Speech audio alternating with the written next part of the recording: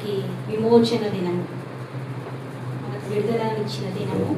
యేసు ప్రభు వారు మన కోసం చేసినటువంటి త్యాగము, మరణము మనల్ని విమోచించడానికి, అంటే మనకున్న శాపాన్ని తొలగించిన దినం. కాబట్టి ఈ దినమందు మనము ఉత్సహించి సంతోషించే దినము. ఇది మనకి పండుగ దినము. ఏ పండుగ చేసినా చేయకపోయినా కానీ మనము ఈ దినమందు మనం సంతోషించే దినం. ఎందుకంటే సర్వమానవ ప్రపంచానికి ఈ యొక్క దేవుడు మరణించిన ఈ దినము మనల్ని విమోచించిన దినము, సర్వమానవాళికి ఒక మార్గాన్ని చూపించిన దినము. కాబట్టి దీని అందు మనము సంతోషించవలసిందిగా మనం సరే ఎందుకు సంతోషించాల్సింది అని అంటే, ఈ ప్రపంచానికి మొట్టమొదటిగా పాపం వచ్చింది. మొదటి మానవుడి నుంచి పాపం వస్తే, ఆ మొదటి మానవుడు పాపం చేసి మరణిస్తే, రెండో ఆదాముగా ఎంచబడినటువంటి యేసుక్రీస్తు మరణం ద్వారా ఈ ప్రపంచానికి ఆశీర్వాదం వచ్చింది. హల్లెలూయా, దేవుని స్తుతిద్దాం. ఎందుకంటే మరణము శాపాన్ని కొట్టివేసింది. ఎవరైనా మరణిస్తే కొంచెం దాన్ని కీడుగా ఎంచుతూ ఉంటారు ఈ లోకాన్ని బట్టి చూస్తే. కానీ మనకైతే యేసు ప్రభు యొక్క మరణము మనకి ఆశీర్వాదము. అది మనల్ని దేవుని రాజ్యానికి తీసుకువెళ్ళే ఒక మార్గం కూడా. ఎట్లా దేవుడు మరి ఆ పాపాన్ని పరిహరించి ఉన్నాడంటే, ఆదాము నుంచి నోవహు వరకు దేవుడు ఆదాం పాపం చేసినప్పుడు రక్తం అక్కడ ఏదేని తోటలో చిందించి ఒక బలి జరిగింది. అయితే పశువు యొక్క చర్మాన్ని తొలగించి అక్కడ నుంచి బయటికి పంపించి, అసలు ఏదేని తోట చాలా సంతోషకరమైనది, దాన్ని ఆ సంతోషాన్ని శాపంగా మలుచుకొని ఆయన బయటికి వెళ్ళాడు. అక్కడ నుంచి దేవుడు ఏం చేశాడంటే, ఒక ప్రాయచిత్తం చేయాలి కాబట్టి రక్తం చిందించకుండా పాపం పరిహరించబడదు. అందుకనే యేసు ప్రభు ఈ లోకానికి వచ్చి మరణించి ఆయన రక్తం కార్చి మరి మనకి ఆశీర్వాదం ఇచ్చాడు. అయితే ఆ రక్షణ వస్త్రం లాగా చర్మపు చొక్కాని తొలగించి బయటికి పంపించాడు. తర్వాత పాపం చేస్తూనే వచ్చాడు. మళ్ళీ నోవహు దినంలోకి వచ్చేసరికల్లా అక్కడ పాపం చేస్తుంటే అక్కడ పరిహరించడానికి ఒక తెలుసు కదండి, వర్షాన్ని రప్పించి అక్కడ నుంచి మళ్ళీ పరిహరించాడు. మళ్ళీ అబ్రహాంని ఎన్నుకొని అక్కడ నుంచి చేసిన, అయినా కానీ తన ప్రజలు ఎవరికి ఇష్టం వచ్చినట్టు వారు త్రోవ తప్పి వారి ఇష్టానుసారమైన మార్గంలోకి వెళ్ళడం వల్ల దేవుడే ఒక మానవునిగా దిగి రావాల్సి వచ్చింది. అయితే మనము ఆయన మన కొరకు బలి అవడాన్ని మనుషులు ఎన్నిక చేయలేకపోయినాము. ఇందాక అమ్మగారు చెప్పినట్టు 53వ కీర్తన 53వ యెషయాలో మనము ఆయనని ఎన్నిక చేయని వారంగా చూసి ఉన్నాము. ఈ లోకంలో ఆయన ఒక దీనుడిగా జన్మించినాడు కదా, అందుకని ఆయనని ఎన్నిక చేయలేకపోయి ఉన్నాము. అయితే మరి ఆయన మరణము మనకి ఆశీర్వాదం ఇచ్చేది. మరి రెండో మాటలోకి వెళ్తే, లూకా సువార్త 23వ అధ్యాయము 39 నుంచి 40 వరకు చదువుకుందాము. 43 వరకు. రేలాడవేయబడిన ఆ నేరస్తులలో ఒకడు ఆయనను దూషించుచు, నీవు క్రీస్తువు కదా, నిన్ను నీవు రక్షించుకొనుము, మమ్మును కూడా రక్షించమని చెప్పాను. అయితే రెండో వాడు వారిని గద్దించి, నీవు అదే శిక్షా విధిలో ఉన్నావు గనుక దేవునికి భయపడవా? మనకైతే ఇది న్యాయమే, మనము చేసిన వాటికి తగిన ఫలము పొందుచున్నాం గాని ఈయన ఏ తప్పిదము చేయలేదని చెప్పి ఆయనను చూచి, యేసు, నీవు నీ రాజ్యంలోనికి వచ్చినప్పుడు నన్ను జ్ఞాపకం చేసుకోమనను. అందుకు ఆయన వారితో, నేడు నీవు నాతో కూడా పరదేశులో ఉందువని నిశ్చయంగా నీతో చెప్పుచున్నానను. ఇది రెండో మాట. నేడు నీవు నాతో కూడా పరదేశులో ఉందువని నిశ్చయముగా నీతో చెప్పుచున్నాననే మాట, ఇది రెండో మాట. ప్రపంచానికి ఇచ్చినటువంటి దేవుడు ఒక విలువైన మాట. మరి జ్ఞానము నివాసము కట్టుకొని దానికి 7 స్తంభములను చెక్కుకొనెను అనే మాట ఉంది కదండి. ఈ మాట ఏంటి అంటే, దేవుడు ఇచ్చినటువంటి 7 మాటలు కూడా ఈ ప్రపంచానికి 7 స్తంభాలు లాంటివి. ఇవి మన జీవితంలో ఎప్పుడైతే మనం ధ్యానిస్తామో మనము జ్ఞాన ఉపదేశంలోనికి వెళ్ళి దేవుని చూడగలుగుతాము. ఇవి మన జీవితానికి ఆశీర్వాదకరమైనటువంటి మాటలు. ఈ 7 మాటలు, ఈ 7 మాటల్లో నాకు ఇచ్చినటువంటి మాట, నేడు నీవు నాతో కూడా పరదేశులో ఉండు. ఇది ఎవరన్నారంటే మన యేసు ప్రభు ఈ మాట ఒక దొంగతో అంటున్నాడు. మరి అయితే ఒక దొంగతో ఈ మాట అనడానికి మరి ఆ దొంగ అలా నీవు నాతో కూడా పరదేశంలో ఉండు అనే మాట, దొంగకి అవకాశం ఎలా వచ్చింది పరదేశంలోనికి రావడానికి అని అంటే, ఫస్ట్ వాళ్ళు దూషిస్తున్నారు, దేవుని దూషించిన వారిగా ఉన్నారు. అయినప్పటికీ ఒక బందిపోటు దొంగకి దేవుడు ఎలా విడుదలనిచ్చి ఉన్నాడు అని అంటే, మనం ఆ పైన వచనాలు చూస్తే కనుక, ప్రజలు నిలువబడి చూచుచుండిరి. 35వ వచనంలో చూడండి, ప్రజలు నిలువబడి చూచుచుండిరి, అధికారులను వీడు ఇతరులను రక్షించెను, వీడు దేవుడు ఏర్పరచుకున్న క్రీస్తు అయిన ఎడల తన్ను తాను రక్షించుకొను అని అపహసించిరి. అయితే ఈ మాటలన్నీ ఆ రెండో దొంగకి వినబడతా ఉన్నాయి. మొదటి దొంగ ఏమో ఏమంటున్నాడంటే, నువ్వు క్రీస్తు కదా, నిన్ను నువ్వు రక్షించుకొని మమ్మల్ని కూడా రక్షించు అని దూషిస్తూ ఉన్నాడు. ఎవరిని అంటే దేవుణ్ణి, అంటే దేవుని కుమారుడికి వచ్చినటువంటి వాడిని దూషిస్తూ ఉన్నాడు. అతన్ని ఎన్నిక చేయలేదు, అతన్ని విసర్జిస్తున్నాడు. దేవునికి భయపడక అతనిని దూషించి ఏమాత్రము భయం అనేది లేదు. వీళ్ళు దొంగలు కాబట్టి, బందిపోటు దొంగలు అనే వాళ్ళ హృదయాలు ఎలా ఉంటాయంటే క్రూరత్వంతో ఉంటాయి, హత్య చేసేవారుగా ఉంటారు, వారు ఇంకా దోచుకునేవారుగా ఉంటారు, ప్రభుత్వానికి తిరుగుబడేవారుగా ఉంటారు. ఇలాంటి హృదయం అన్నమాట వాళ్ళది. అందుకనే మొదటి దొంగ ఏమంటున్నాడంటే, నువ్వు క్రీస్తు కదా, నిన్ను నువ్వు రక్షించుకో, మమ్మల్ని కూడా రక్షించు అనేసి అంటూ ఉంటాడు. అన్నప్పుడు అప్పుడు రెండో దొంగ ఏమంటున్నాడంటే, నువ్వు దేవునికి భయపడవా అనేసి ఒకసారి గద్దించేసి, భయపడవా దేవునికి అని అంటాడనమాట. అయితే ఈ రెండో దొంగ ఆయన భయపడవా అన్నప్పుడు, ఆయన ఎవరికి భయపడవా అంటున్నాడంటే దేవునికి భయపడవా అన్నప్పుడు, ఈయన ఎవరికి భయపడుతున్నాడు రెండో దొంగ అంటే దేవునికి భయపడుతున్నాడు. ఈ మొదటి దొంగ ఏమంటున్నాడు, నువ్వు క్రీస్తు కదా, మమ్మల్ని కూడా రక్షించు అన్నప్పుడు అంటే ఆయనకి దేవుడు అంటే భయం లేదు, రెండో దొంగకి దేవుడు అంటే భయపడుతున్నాడు. వీళ్ళిద్దరి మధ్య డిఫరెన్స్ చూస్తే, మొదటి దొంగ దేవునికి భయపడక దేవుని దూషిస్తూ ఉన్నాడు, రెండో దొంగ మాత్రము ఆయనని దేవుడుగా ఎంచుతున్నాడు. మళ్ళా ఏమంటున్నాడంటే, అయితే రెండో వారిని గద్దించి, నీవు అదే శిక్షా విధిలో ఉన్నావు గనుక దేవునికి భయపడవా, మనకైతే ఇది న్యాయమే, మనము చేసిన వాటికి తగిన ఫలము పొందుచున్నాము, కానీ ఈయన ఏ తప్పిదము చేయలేదని చెప్పి, అంటే ఈయన ఏ తప్పిదం చేయలేదని చెప్తున్నాడంటే ఆ యేసుక్రీస్తుని గురించి సాక్ష్యం ఇస్తున్నాడు. ఆయన ఏ తప్పిదం చేయలేదు అనేసి ఆయన సాక్ష్యం ఇస్తూ ఉన్నాడు. ఎందుకు అని అంటే, ఇక్కడ మీరందరూ ఫస్ట్ ఈయన దూషించినప్పటికీ వీళ్ళు ప్రజలు ఆయన పలుకుతున్న మాటలు వింటున్నాడు అనమాట.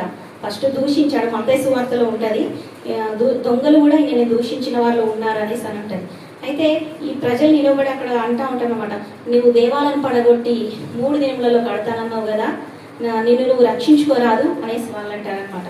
అయితే అక్కడున్న అధికారులు, శాస్త్రులు, పెద్దలు వీళ్ళు అంటారు కదా, వీడు ఇతరులు రక్షించను కానీ తనను తాను రక్షించుకోలేకపోతున్నాడు, ఈయన దేవుని కుమారుడంట, నువ్వు దేవుని క్రీస్తు కదా, నిన్ను నువ్వు రక్షించుకో, నువ్వు యూదుల రాజు కదా అని అన్నప్పుడు ఈ మాటలన్నీ వ్యతిరేకుల నుంచే వస్తున్నప్పటికీ ఈయనకి సువార్త అందించబడింది. ఏ విధంగా అంటే వ్యతిరేకస్తుల నుంచే దేవుడు సువార్త అందించాడు. అతనిలో అప్పుడు పరివర్తన అనేది ఆయనలో కలుగుతూ ఉన్నది. ఎలాగునానంటే ఆయన స్థితి ఏంటో ఆయనకు తెలుస్తూ ఉన్నది. అరే, నేను ఇన్ని తప్పులు చేశాను, ఈయన నీతిమంతుడు, ఈయన ఏ తప్పిదం చేయలేదు, అతిక్రమంలో ఎంచబడిన వాడిగా ఉన్నాడు అని వాక్యం ఉంది కదా. అయితే ఈ ముగ్గురులో ఆయన ముగ్గురు కూడా శిక్షను అనుభవిస్తూ ఉన్నారు. అయితే ఈయన మాత్రం ఏ తప్పిదం చేయలేదని ఒక దొంగ సాక్ష్యం ఇస్తూ ఉన్నాడు. మరి ఈ ముగ్గురు కూడా మరణానికి దగ్గరగా ఉన్నారు. కొంచెం సేపు అయిపోతే ఇంకా వాళ్ళు మరణానికి అప్పగించబడే స్థితిలో ఉన్నారన్నమాట. అంటే చివరి అవకాశంలో వీళ్ళు ఉన్నారు. అయితే ముగ్గురు కూడా మరణించే స్టేజ్లో ఉన్నారు. రెండో దొంగ మరణించే స్టేజ్ని తెలుసుకున్నాడు, నేను ఇప్పుడు మరణిస్తా, అయితే ఈయన దేవుడు అని గుర్తించగలిగి ఉన్నాడు. అతనుకున్న పాప స్థితిని తెలుసుకున్నాడు. అయితే నీవు దేవునికి భయపడవా అనేసి అని అంటున్నాడు అనమాట. అయితే మనము చేసిన పాపానికి ఇది తగిన శిక్ష ఫలం పొందుతున్నాం, కానీ ఈయన ఏ తప్పిదం చేయలేదు, ఈయన నీతిమంతుడు అని సాక్ష్యమిస్తూ మరి ఆ సమయాన్ని ఆయన సద్వినియోగం చేసుకుంటూ దేవా నువ్వు నీ రాజ్యంలోనికి వచ్చినప్పుడు నన్ను జ్ఞాపకం చేసుకొని అన్నప్పుడు, అయితే ఆయనకు ఒక రాజ్యం అంటూ ఉంది, ఆయన రాజ్యంలో నాకు ఒక స్థానం ఇస్తాడేమో అని చెప్పేసి ఆయన వైపు చూస్తున్నాడు అనమాట. ఆయన వైపు చూడాలి అంటే పరిశుద్ధత లేకుండా ఆయన వైపు చూడలేము. అప్పుడు ఏ విధంగా చూడగలుగుతుందంటే తన హృదయంలో పశ్చాత్తాపం అనేది రాగలిగి ఉంది. అతని యొక్క అతిక్రమాలని, అతని పాపాన్ని ఒప్పుకుంటూ అతని వైపు యేసు వైపు చూస్తున్నప్పుడు, ప్రభువా నన్ను నీ రాజ్యంలోనికి వచ్చినప్పుడు నన్ను జ్ఞాపకం చేసుకొని చెప్పగలుగుతున్నాడు. అయితే దేవుడు కూడా, యేసు ప్రభు కూడా ఏమంటున్నాడంటే, నేడు నీవు నాతో కూడా పరదేశంలో ఉండు అని నిశ్చయంగా నీతో చెప్పుచున్నాను అని అన్నాడు. అయితే మొదటి దొంగ పరిస్థితిని ఒకసారి చూస్తే కనుక ఆయన మొదటగా ఆయనని దేవుడని అంగీకరించలేదు, ఆయనని విసర్జించి ఉన్నాడు. మరి అంతేకాదు దూషిస్తూ ఉన్నాడు, నువ్వు రక్షించుకొని నన్ను కూడా రక్షించరాదు అనేసి అంటున్నాడు. అంటే ఈ లోకం వరకే ఆయన ఆలోచించాడు, అతనిలో మొత్తం దుష్టత్వమే నింపబడి ఉంది. మరి ఇంకా అతన్ని యేసు ప్రభుని దేవుడుగా అంగీకరించలేకపోయినాడు, అసలు భయపడడమే లేదు ఆయన.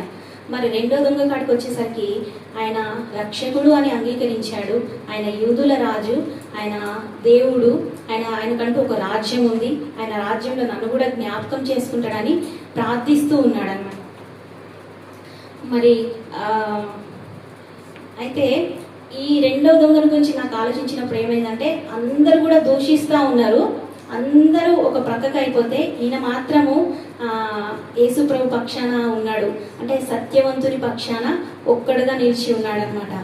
అయితే చాలామంది ఈ లోకంలో చూస్తే అయితే ఎవరైనా ఒక పాపం వైపు మనుషులు మాట్లాడుతూ ఉంటే ఆ పాపానికి సపోర్ట్ చేస్తారు, 100 మంది అంటుంటే ఆ 100 మందికే లేచి మాట్లాడతారు, కానీ ఒక్కడుగా నిల్చొని ఎవరు కూడా ఇది పాపము ఇది సత్యం కాదు అని చెప్పడానికి ఎవరు రారు, అటువైపుగానే వెళ్ళిపోతారు, వాళ్ళనే సపోర్ట్ చేస్తారు. కానీ ఈయన మాత్రము సత్యంకి సపోర్ట్ చేసి ఉన్నాడు. అంటే దేవుడైనటువంటి నీతిమంతుడైనటువంటి యేసుక్రీస్తు వైపుగా వచ్చి ఈయన నీతిమంతుడు అని, ఈయన సత్యవంతుడని ఆయన హృదయంలోనికి అంగీకరించుకున్నాడు. తన అతిక్రమాలన్నీ ఒప్పుకుంటున్నాడు, తన స్థితిని ఏంటో ఎరిగి ఉన్నాడు, తన పాప స్థితిని కూడా తెలుసుకొని దేవుని అడుగుతూ ఉన్నాడు అనమాట. దేవునికి భయపడాలి అని చెప్పి మరి మనకు కూడా చెప్తూ ఉన్నాడు ఆయన రెండో వాడిగా. అయితే హెబ్రీ పత్రిక 12వ అధ్యాయం 14వ వచనంలో ఒక మాట ఉంటుంది, చూద్దాం. యేసు వైపు చూచి ఆయన ఏమడుగుతున్నాడంటే, నీ రాజ్యంలోకి వచ్చినప్పుడు అని అంటున్నాడు కదా. యేసు వైపు చూడాలంటే మనకి ఏముండాలి అంటే పరిశుద్ధత ఉండాలి. మీలో ఎవడైనాను దేవుని కృపను పొందకుండా 14వ వచనం, అందరితో సమాధానమును పరిశుద్ధతయు కలిగి ఉండుటకు ప్రయత్నించుడి, పరిశుద్ధత లేకుండా ఎవడును ప్రభువును చూడడు. అయితే మనం పరిశుద్ధత లేకుండా దేవుణ్ణి చూడలేము. దేవుని చూడాలంటే పరిశుద్ధత కావాలి మనకి. ఆ పరిశుద్ధతని ఇచ్చేవారు ఎవరు అనంటే యేసు ప్రభు మాత్రమే. దేవుడు ఆయనని పరిశుద్ధులుగా మలిచి, మరి ఆయన నేడు నీవు నాతో పరదేశంలో ఉండు అంటే మరి ఆయనకి బాప్తిసం లేదు, కానీ అక్కడ ఎవరున్నారు సాక్ష్యము అనంటే పరిశుద్ధుడైనటువంటి దేవుడే ఆయనకి సాక్ష్యం. కాబట్టి ఎవరికైనా బాప్తిసం ఇచ్చేటప్పుడు ఏం చేస్తారు, ఆకాశాన్ని భూమిని సాక్ష్యంగా ఉంచి బాప్తిసం ఇస్తూ ఉంటారు. అయితే ఈయనకు బాప్తిసం అక్కర్లేదు, ఎందుకు అనంటే యేసు ప్రభే సాక్షిగా ఉన్నాడు. దేవుడే ఒక పాపి విషయమై ఆయన పశ్చాత్తాపం పొంది ఉన్నాడని ఆయనని పరదేశంలోకి తీసుకెళ్ళి ఒక సాక్షిగా ఆయనని నిలబెట్టి ఉన్నాడు.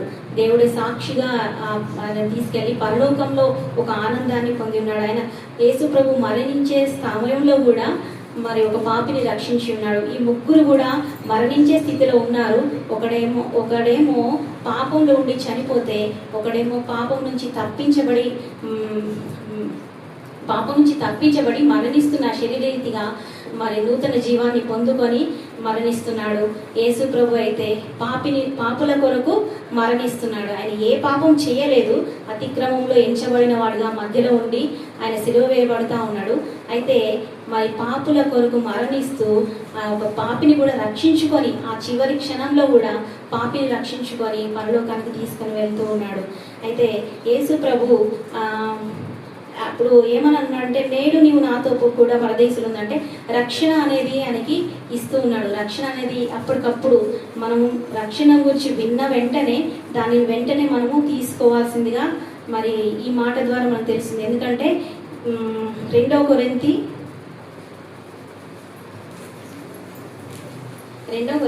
6వ అధ్యాయము 1-2 వచనాలు చదువుకుందాం.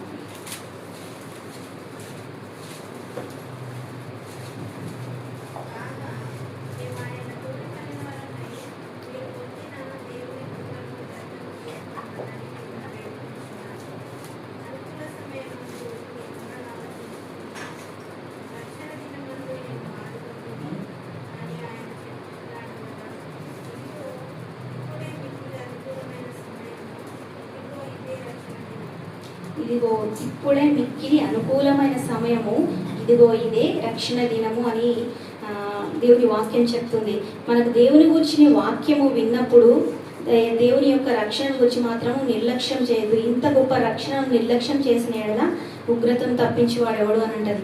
అయితే మనము మరి రక్షణ విషయమై దేవుడు మనతో మాట్లాడుతూ ఉన్నప్పుడు నీలో ఉన్న పాపములు, నాలో ఉన్న పాపములు దేవుడు చెప్తూ ఉన్నప్పుడు వాటిని ఒప్పుకోక విడిచిపెట్టక అట్లాగే ఉంచితే దేవుని విసర్జించిన వారం అవుతాము. విసర్జించి దేవుని యొక్క రక్షణ కూడా మనం తృణీకరించిన వారం అవుతాం. ఒకవేళ మనం అప్పుడే ఆ క్షణమందే రక్షణని వాయిదా వేయడానికి లేదు. నేడు అనేది ఈ దినమే, మనకి ఇంకొక దినము ఉంటుంది, ఉండకపోవచ్చు. సమయాన్ని సద్వినియోగం చేసుకున్నాడు ఆ యొక్క దొంగ. మనం కూడా మనకు వచ్చిన సమయాన్ని ఎప్పుడు కూడా నిర్లక్ష్యం చేయక ఇచ్చిన ఆ దేవుడు మాట్లాడుతున్నప్పుడే మనం మన అతిక్రమాల్ని, మన పాపాలని, మన దోషాలని అప్పటికప్పుడు మనం ఒప్పుకున్నప్పుడైతే మనకి దేవుడు అప్పటికప్పుడు దేవుడు రక్షణ ఇస్తాడు. రక్షణను మనం నిర్లక్ష్యం చేయకుండా దాన్ని అంగీకరిస్తే అది మనకు గొప్ప రక్షణ దినంగా ఉంటుంది. కాబట్టి ఈ లోక సంబంధమైన అంటే యేసు ప్రభుని వారందరూ చూసి దూషిస్తూ ఉంటారు. ఎందుకు అని అంటే ఆయన లోకానికి వచ్చాడు. ఎట్లా వచ్చాడంటే ఒక మొక్కలాగా, ఈ ఎండిన ఎడారిలో ఒక మొక్కలాగా మొలిచి ఉన్నాడు. అప్పుడు ఆ మొక్క ఎలా ఎండిపోతూ ఉంటుంది ఎండకి అని అంటే దాన్ని చూసినప్పుడు మనం అదంతా ఎన్నిక చేయము, ఎందుకంటే అది ఎన్నిక లేని దానిగా ఉంది కాబట్టి. అలాగే యేసు ప్రభు కూడా ఈ లోకంలోకి వచ్చి ఒక దూషించబడిన వారిని గాను, తృణీకరించబడిన వారిని ఆయనకు స్వరూపమైన సొగసైన లేని వారిగా ఉండి చూస్తే ఈయన రక్షిస్తాడా, ఈయనను మనల్ని పరలోకాన్ని తీసుకెళ్తాడా అని లోకానికి ఒక అంటే లోకస్తులు చూసే వారికి అది విసర్జించబడేదిగా ఉంది, కానీ రక్షించబడే వారికి మాత్రం అది గొప్ప శక్తి అయి ఉన్నది. ఈ యొక్క దేవుని మాటలు మనల్ని తాకుతూ ఉన్నప్పుడు ఆ మాటలు మనం అంగీకరిస్తే కనుక అది రక్షణార్థమైనటువంటి మార్గంగా ఉంటుంది. ఒకవేళ మనం దేవుని మాటలు అంగీకరించకపోతే మాత్రము అవి మనకు ఉగ్రతను తీసుకొచ్చేవిగా ఉంటాయి. అలాగే మొదటి దొంగ దూషించి మరణించాడు, ఆయన నరకానికి పాత్రుడయ్యాడు. మొదటి వ్యక్తి దేవునికి భయపడ్డాడు, దేవునికి ఒక రాజ్యం ఉందని నమ్మాడు, దేవుని యొక్క రాజ్యంలో ఆయనకు స్థానం దొరుకుతుందని దేవుని యొక్క రాజ్యాన్ని నమ్మి నీ రాజ్యంలోకి వచ్చినప్పుడు నన్ను జ్ఞాపకం చేసుకుంటే ఒక పునరుద్ధాన్ని కూడా నమ్మి ఉన్నాడు. అయితే దేవుడు అప్పటిదాకా కాకుండా నేడు నీవు నాతో కూడా వస్తున్నావు అని చెప్పేసి దేవుడు వాగ్దానం ఇస్తున్నాడు. దేవుడి యొద్దకు వచ్చిన వారిని ఆయన ఎప్పుడు కూడా తృణీకరించేవాడైతే కాదు, దేవుడు ఆయనని స్వీకరించినాడు. అలాగే పౌలు శీలలు జైల్లో ఉన్నప్పుడు వారు పాటలు పాడుతూ ఉంటే జైలు అధికారి అక్కడ అర్ధరాత్రి వేళలో పాటలు పాడినప్పుడు గొప్ప భూకంపం కలిగినప్పుడు ఆ రాత్రి వేళలో అతను వీళ్ళందరూ పారిపోయినరేమో అనేసి అనుకొని ఆయననే హత్య చేసుకోబోతుంటాడు అనమాట. అప్పుడు ఏం చేసుకోవద్దని పౌలు శీలలు చెప్పి ఆ రాత్రిలోనే ఆయన నేనేం చేయాలి అన్నప్పుడు దేవుని యందు విశ్వాసం ఉంచము అనేసి అని అంటాడు అనమాట. ఆ రాత్రికి ఆయనని వాళ్ళని ఇంటికి తీసుకెళ్ళిపోతాడు. అప్పటికప్పుడు ఆ మధ్యరాత్రి వేళలో ఇంటికి తీసుకెళ్ళి ఆయన రక్షించబడి ఆయన కుటుంబం అంతా కూడా రక్షించబడుతుంది. అంటే రక్షణను ఎప్పుడు కూడా నిర్లక్ష్యం చేయొద్దని ఈ విషయాలు మనకి అర్థమవుతున్నాయి. దేవుడు ఇచ్చినటువంటి రక్షణ వస్త్రాన్ని మనం ధరించుకోవడానికి ఎప్పుడు కూడా నిర్లక్ష్యం చేయొద్దు. మరి రక్షించబడే వారంగా ఉంటున్నామా, రక్షణ తృణీకరించబడిన వారంగా ఉంటున్నామా, రక్షించే వారిగా ఉంటున్నామా అని మనము జ్ఞాపకం చేసుకోవాలి. నా విషయంలో కూడా ఒకసారి అంటే నేను బాప్తిసం తీసుకోవాలని నాకు కూడా విన్నప్పుడు నేను కూడా రక్షించబడాలా వద్దా, బాప్తిసం తీసుకోవాలా వద్దా నేను ఆలోచిస్తున్నప్పుడు దేవుడు నాతో మాట్లాడిన మాట ఇదే అండి. ఈ 2 కొరింథీ 6వ అధ్యాయము 1-2 వచనాలు. ఇదిగో ఇప్పుడే అనుకూల సమయము అన్నప్పుడు నేనైతే ఆలస్యం చేయకుండా వెంటనే నేను బాప్తిసం తీసుకున్నాను. మరి దేవుడు అనుకూల సమయంలో నేను ఆదుకున్నా కదంటే నన్ను ఒక రోగం నుంచి నన్ను తప్పించాడు, టీబీ అనే వ్యాధి నుంచి నన్ను తప్పించాడు దేవుడు ఆ టైంలో. మరి నేను చదువుకుంటున్నప్పుడు చాలా జ్వరం ఉండే, అలాంటి జ్వరం నుంచి దేవుడు, అట్లా జ్వరం ఉన్నప్పుడు కూడా కాలేజ్లో మాకున్నటువంటి కాలేజ్లో లేడీస్లో నాకు సెకండ్ వచ్చేలాగా చేశాడు దేవుడు.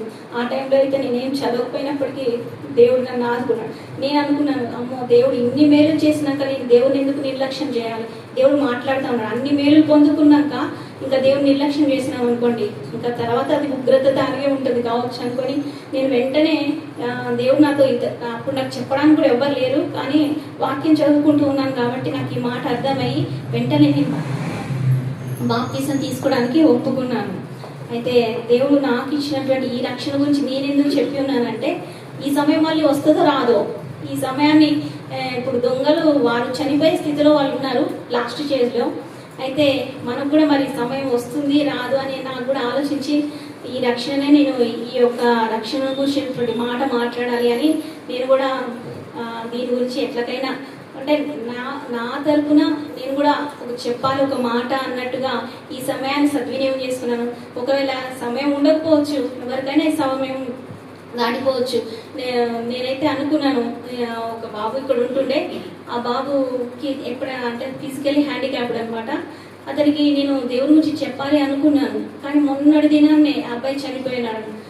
నేను స్కూల్కి వెళ్ళేటప్పుడు అబ్బాయితో మాట్లాడుతుండేది, నాకు నవీన్ ఇచ్చినటువంటి ఆ కార్డ్స్ ఉండే కదా అవి ఇచ్చినాను, కానీ ఎప్పుడో ఒకసారి చెప్పాలి దేవుడిని చెప్పాలనుకున్నాను. కానీ మొన్నటి దినాన్ని చూస్తే అయితే అబ్బాయిని మరణించి ఉన్నాడు. ఇట్లాంటి మరణాలు మనం ఎన్నో చూస్తూ ఉన్నాం, కానీ మనకు తెలిసినా కూడా చెప్పడానికి మనకి చెప్పలేకపోతున్నాము. ఇట్లా నశించిపోయే వారికి మనం ఏ విధంగా చెప్పగలుగుతాము అని సమయం దాటిపోతే ఏం చెప్పలేము. కనీసం మరి ఇచ్చిన ఈ అవకాశాన్ని నేను సంఘంలో అయినా ఈ రక్షణ గురించి చెప్పాలి అని ఈ సమయాన్ని సద్వినియోగం చేసుకొని మరి రక్షణ గురించి చెప్తామని అనుకున్నాను. అయితే నాకు అంతగా చెప్పడానికి అయితే రాలేదు, కానీ మరి రక్షణ అనేది నిర్లక్ష్యం చేయొద్దని దేవుడు మనతో మాట్లాడుతున్నప్పుడే ఆ సమయాన్ని సద్వినియోగం చేసుకొని బాప్తిజం అనే దానికి మనం ఒప్పుకోవాలని, మన పాపాలని ఒప్పుకున్నప్పుడే దేవుడు మనల్ని మన పాపం నుంచి విముక్తి చేస్తారని. ఇంకా సమయం రావచ్చు రాకపోవచ్చు, దేవుడి దినము రాకడ సమీపిస్తూ ఉంది కాబట్టి దేవుని దినాన్ని మనము ఒక ఉగ్రత దినంగా రాబోతుంది, దేవుడు గర్జించుకుంటూ వస్తున్నాడు కాబట్టి దేవుని యొక్క రాకను నిర్లక్ష్యం చేయక దేవుని కోసం మనం ఆయుధపడాలని మరి మీకు ఈ మాటలు తెలియజేస్తూ, మరి నా మాటలు ఏమైనా తప్పులుంటే దయతో క్షమించండి. అంత స్పష్టంగా నేను మాట్లాడలేకపోవచ్చు, కానీ నా ఆవేదన ఏంటంటే సమయం మించిపోతుంది, సమయం దాటిపోతుంది, సమయాన్ని సద్వినియోగం చేసుకోవాలి, దేవుని రక్షణ నిర్లక్ష్యం చేయడం అనేది